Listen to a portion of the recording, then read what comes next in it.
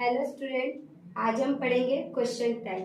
Question tag के question एक दो तो एग्जाम में आता ही है और उस क्वेश्चन को कैसे अटेंड करना है वो देखेंगे। सबसे पहले जो भी क्वेश्चन पूछा है आपको उसको सेम टू सेम लिख के ले लेना है।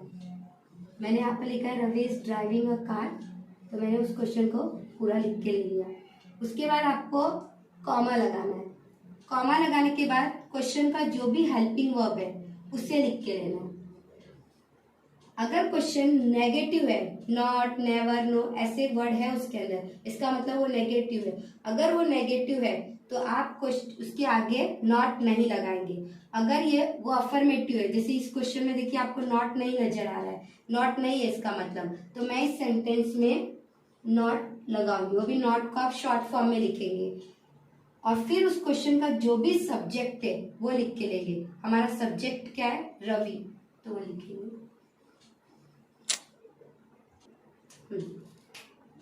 नॉट लिख के लेंगे, वो भी शॉर्ट फॉर्म में लिख के लेंगे।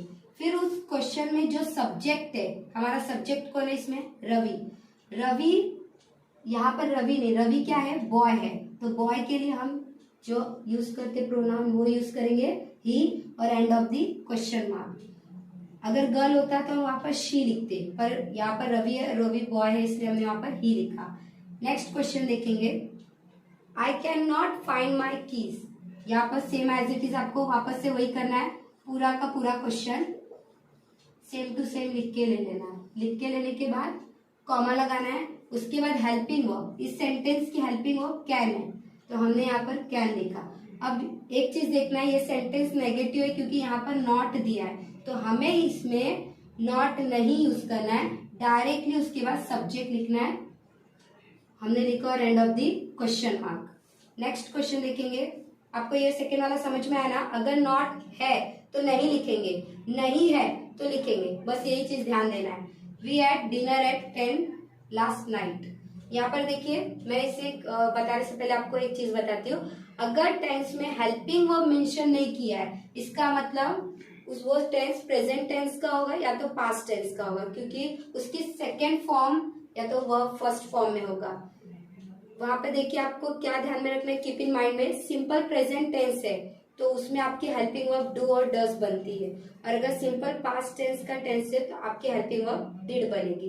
तो यहाँ पर एट है जो कि वर्ब की सेकेंड फॉर्म में, तो आपको इसमें डिड का यूज करना है। सबसे पहले क्वेश्चन सेम टू सेम लिख के लेंगे जैसा दिया है एज इट इज।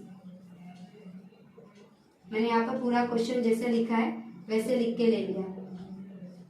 अब उसके बाद हम क्या करेंगे, वही चीज जो हमने पहले की थी, कॉमा लगाएंगे। कॉमा लगाने के बाद इस सेंटेंस का सब्जेक्ट क्या है, इस हेल्पिंग वर्ब क्या है, ये सेंटेंस का हेल्पिंग वर्ब क्या है, ये सेकेंड फॉर्म में है, इसका मतलब ये पास्ट टेंस है, और पास्ट टेंस में हम यूज करते हैं। अब क्या करेंगे, कॉमा लगाएंगे। कॉमा लगाने के बाद इस सेंटेंस की हेल्पिंग वर्ब लिखेंगे। ये सेंटेंस वर्ब की सेकेंड फॉर्म, इसका मतलब ये सिंपल पास्ट टेंस में है, तो हम इसकी हेल्पिंग वर्ब डिड का यूज करेंगे। और इस सेंटेंस में सब्जेक्ट क्या है? सब्जेक्ट है वी। ये सेंटेंस अफर्मेटिव है या नेगेटिव है? ये सेंटेंस अफर्मेटिव है, तो हमें रूल अकॉर्डिंग क्या करना है, इसमें नॉट शॉर्ट फॉर्म में लिखनी है। मैंने नॉट लिख दिया। इस सेंटेंस का सब्जेक्ट है वी और end of the question mark. We ate dinner at 10 last night, didn't we, ये हमारा सेंटेंस हो गया। लास्ट क्वेश्चन कैसे अटेंड करेंगे? सेम टू सेम क्वेश्चन लिख के लेंगे, सेम चीज। मैं यहाँ पर आपको बहुत 2-3 एग्जाम्पल सॉल्व कराई हूँ, उसके हेल्प से आप समझ गए होंगे कि कैसे करना है। हमने क्वेश्चन लिख के लिया same to same, comma use किया, कॉमा के बाद हेल्पिंग वर्ब, इस सेंटेंस की हेल्पिंग वर्ब है विल। सेंटेंस अफर्मेटिव है इसलिए मैंने सेंटेंस में यूज किया नॉट शॉर्ट फॉर्म में, और इस सेंटेंस का सब्जेक्ट है आई, और आई लिख के लास्ट में क्वेश्चन मार्क लगा दिया। मुझे लगता है आपको क्वेश्चन टैग समझ में आया। अगर आपको कोई डाउट होगा तो आप कमेंट में लिख के जरूर बताइएगा। अगर आपको मेरा वीडियो पसंद आया तो इसे लाइक कीजिए, सब्सक्राइब कीजिए और शेयर कीजिए। Thank you student.